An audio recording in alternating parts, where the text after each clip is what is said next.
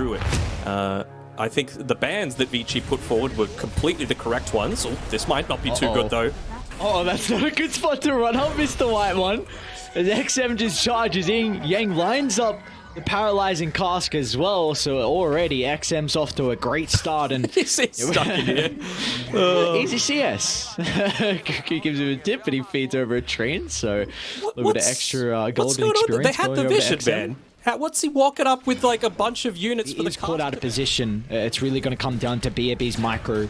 If he can tank up his bottom lane, Waimon, you were just saying, you're saying you're a big fan of his, and unfortunate for him to give over first blood, but at least he's going to be able to rectify that. There's a reason I'm a fan of his, is they're even able to bully out on the top side. On making rotations. Bottom, Yang might be in some trouble again with the right clicks coming through. This double range lane for T1. Even into the double range from VICI Gaming is proving to be a big issue for them at the moment. Importantly, the first movement from Thompson, they smoked onto the Observer ward, so VICI Gaming are aware of this. They're set up as 3. They can TP in as well if they need some extra numbers to try and help out, but look at the wrap around the clockwork. Cogs holds Frisk into play. Zephyr, a worthwhile sacrifice of his own life to make sure that VICI Gaming will not retreat, but XM, he showed up to the party with a trample straight on top of Thompson. There's nothing that Arn is going to be able to do to keep his mid laner alive. That's just that little bit of a miscalculation, right? Not realizing, or rather forgetting that he might have that double damage available. I think to be careful here on Erica. They connect with a Thunderstrike, and this time the micro is looking a little bit better, but still, with that wave. He might have just TP'd to his own grave. Look at Anna, he says, peace, brother. Want nothing to do with his skirmish as XM gets the double kill, and this might be the tier 1 tower now. They've got no creeps, but BAB with the helm of the Dominator, exactly what I wanted to see. XM playing with this timing on the Lycan. Yeah, but they're just saying, look, we might be giving up one, but if we can get multiple from it in exchange, then it's going to be well worth it. Static Storm's already been used, though, and Whitemon's completely out of mana. Unless they get another lucky root, he should just waveform away. Ooh. Never mind. Oh, still on cooldown, and he maxed all the way to strength, so where you have a good early game, and he's able to snowball into an exceptional one. Zephyr, though, another death. Oh, first might have to... Okay, never mind. Wolves are going to be able to cut through. When they are starting to connect, though, Thompson and Cuckoo hand in hand. Pioneer's going to be able to get the combination up, but Thompson's in trouble, especially with XM charging to the middle. Now he's going to pick up and chuck down the Disruptor as well, as they've got big primal base issues. 7-1-0 is XM. We spoke about how important he was for himself. He's actually got it coming out onto the career now. They're going to go into Roche, and it looks like they should be considering claiming it, but T1 doesn't seem like they want to let that happen. You've got a rocket coming out from the base as soon as Zephyr respawns. They're going to scope this out, and they feel like they're ready to go. But who can get caught out on the backside by Frisk? We were talking about the win rate on this Earthshaker, 1 in 5, but can he make the big turnaround to change that? Smoke coming through. He'll start the fight onto Ana.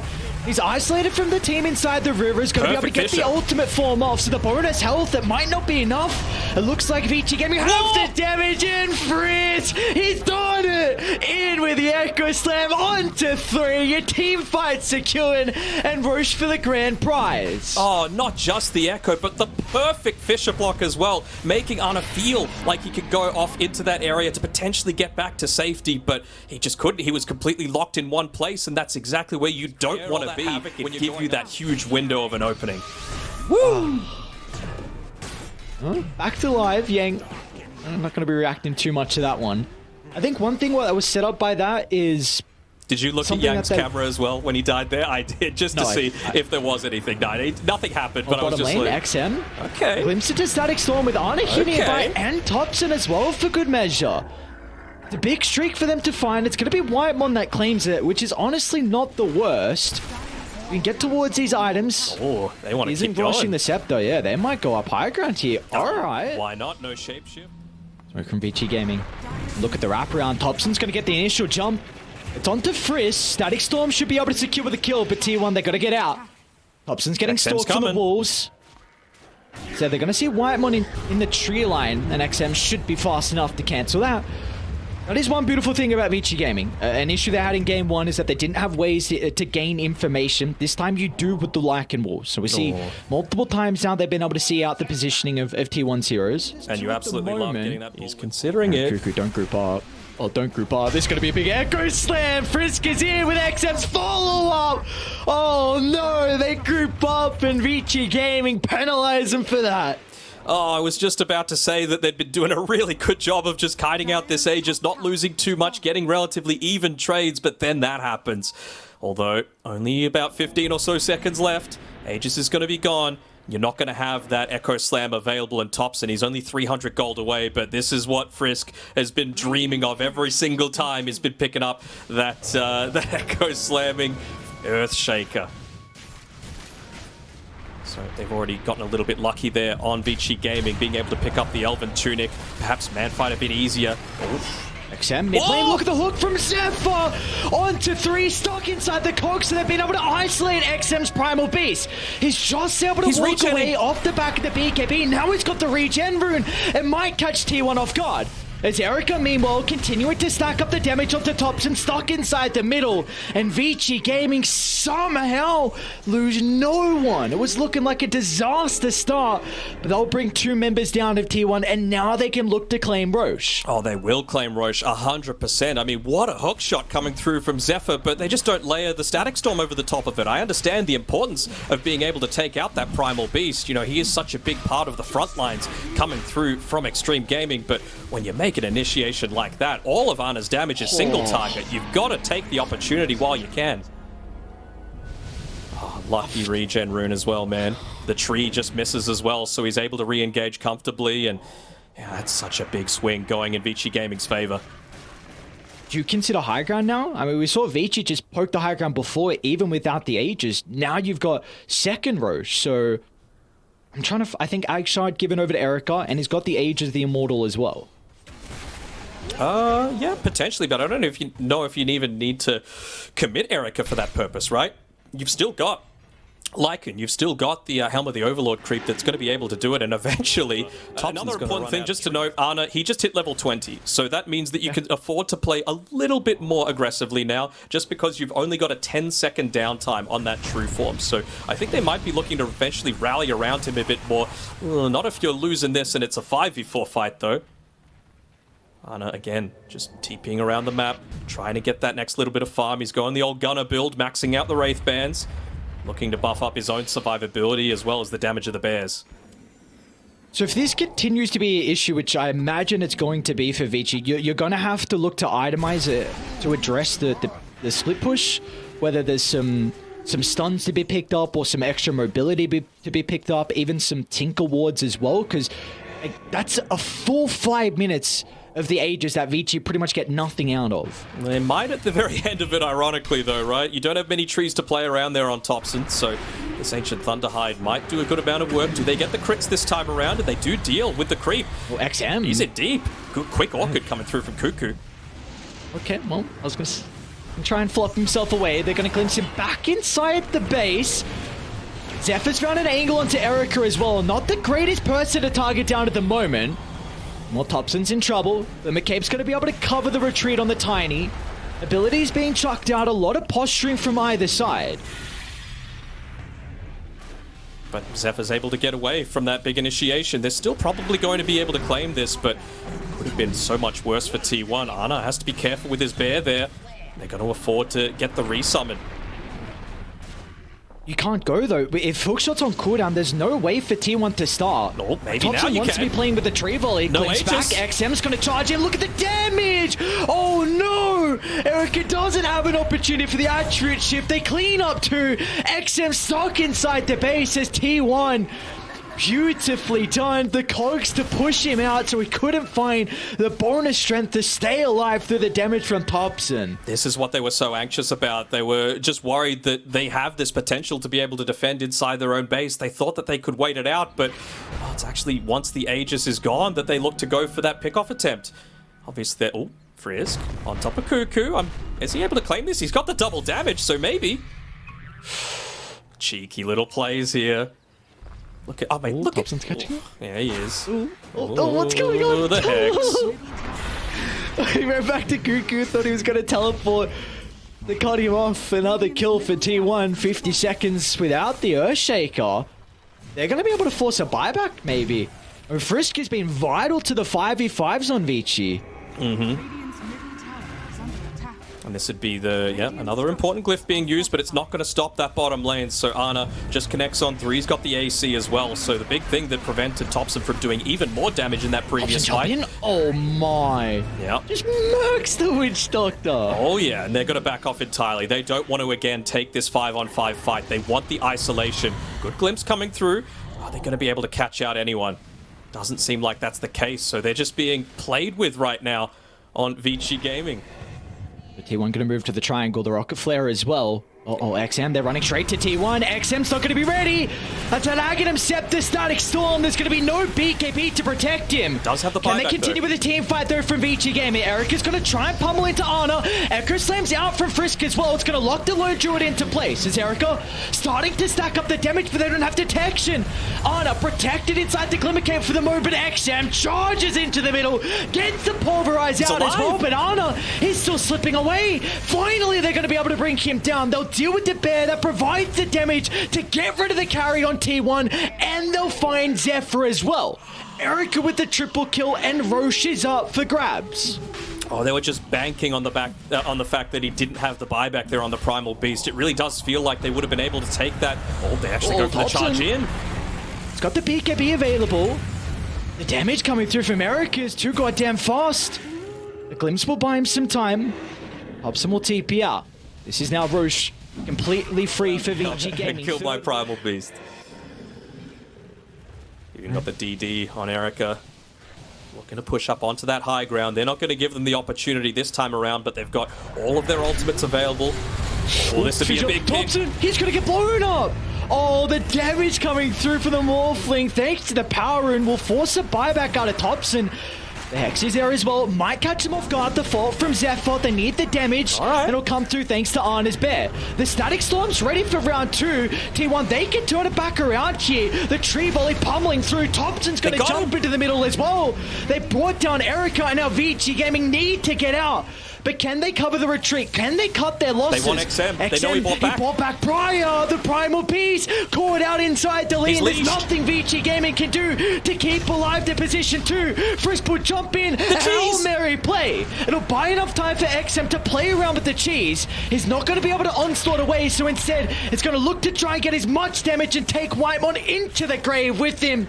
But that will not be the case as T1 protect their captain. They protect Whitemon, but Frisk will finally get the finishing blow. As T1, they'll still catch up to him nonetheless. Some crits raining down thanks to the tree volley. And T1, a big opportunity for them to walk it down mid. And Zephyr just yoinks away the old arcane rune in front of Thompson. I'm sure he's, a little bit annoyed about that. And Zephyr, you can see him there. Yeah, don't worry about it. I'm going to make the big plays. I got my hook shot coming off cooldown in a couple of seconds because it was that initiation. He's got the Aeon Disc to be able to play around with, and he can look to find that backline, create that havoc so that you don't have the ability to turn around and show the continuous strength. This is a really big fortify as well. They will not get the refresh on this one, and they actually get the pick off too. Have they thrown this? This is 2 lanes of racks, man. All the other lanes do kind of need to be addressed from T1. You do have respawns coming up as well. All right. This is playoff Dota. This is what happens, right? People get nervous. People make mistakes. Big plays can happen. Look at that. They were able to get the kill. Instant buyback onto Thompson. He was ready for it. He realizes how important his damage is. And it was that leash that I was talking about, right? The level 20 on the Nature's Prophet. They dropped the Wraith Pack totem right on top of his head. So there's not the turnaround potential. Even if there's an amazing Blink Echo Slam to come through from Frisk, it wouldn't have done anything. It was on cooldown anyway. So T1 and high ground defenses, huh?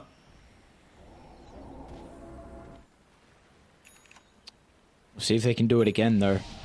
It's a big question. Whitemon is priority number 1. You brought it up before that BAB has to kill him through the fights, and I think it's even more prevalent now with this Aghanim Scepter. There is some big issues. If he's able to get a Static Storm off, even onto 1 core, they have plenty of damage to be able to pummel in the inside to follow with that mute. So VICI Gaming, you have to find Whitemon if you're going to be able to succeed in this next team fight. Are they trying to bait this one out? I mean, do they have the gem? I'm not quite sure if they can see the wolves. Eric is actually going to waveform into the middle, trying to target down the Tiny at the moment. They won't have the damage as Thompson found steps Whitemon. out to the right side, but they've been able to deal with Whitemon. And it looks like T1 need to get out. Back towards a triangle. Zephyr is in a bit of trouble at the moment. Thompson's also trying to escape, but no one will be able to catch up. Cuckoo's going to be able to BKB TP. Zephyr should tick out to the Maledict. He will die inside the base. So VICI Gaming finding both supports. Roche is up in a minute. Yeah, lucking out on T1 that time. If it was another fight that they lose right before the Roshan and it was super quick.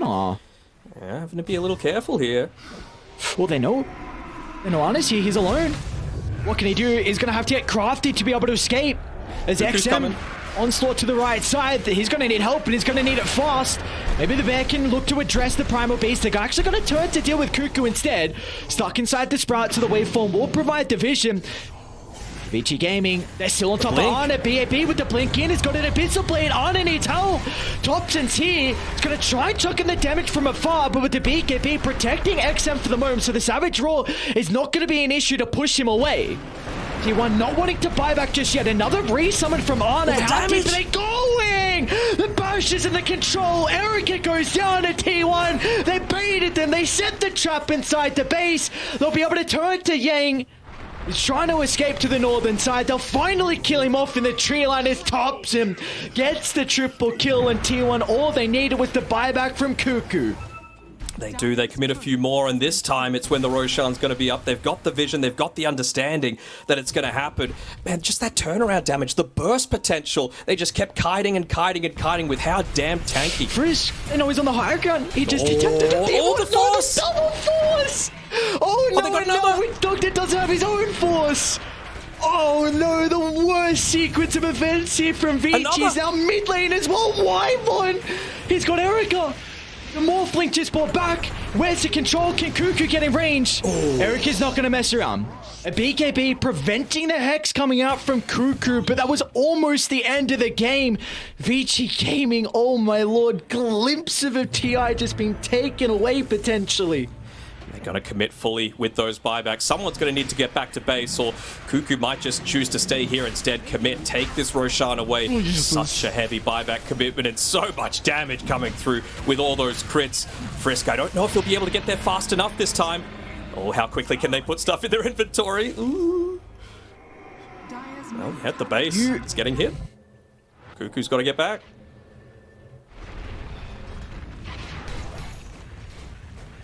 Hit the siege creep, my guy. The siege creeps. I know the deal would Oh god. Alright, they gave Cuckoo Tome, so trying to get him his level 25. But they found the right target at the start here. Whitemon is easily the best target. Zephyr ended up... The bear in the front line just giving them way too much information. T1 know exactly whenever they're going to get the jump. Could be the last team fight. XM, chuck in, double fissure. Not the worst start, because Frisk has got the follow-up Echo Slam as well. They're going to try and blow up Thompson at the moment. A decent amount of damage coming out throughout the Pulverize, but Thompson's going to step out to the right side. But VICI Gaming, they've locked onto their target. Can they reset, however, on Rainy? Because Ana's still in the middle, trying to 1v1 Erica at the moment inside the Sprout. They've been able to deal with the first side. VICI Gaming, can they set themselves up for round two? Ana's vulnerable. He doesn't have the boys nearby to protect him as XM trampling all over the Druid, and they'll bring him down, and now they'll turn to Nature's Prophet as Cuckoo just brought back. Be cautious here, T1. You can't continue to bleed your members. Such a heavy commitment to Thompson. He's got Whitemon nearby. Static Storm's going to get laid down, but look at Erica. He doesn't give a damn about the Static Storm. Erica just pummeling in. Left, right, and center. The answers are there. Now Ana's separated as well. T1 are crumbling as VICI Gaming. They can walk it down. A Glyph will only delay this. I think we're going game 3.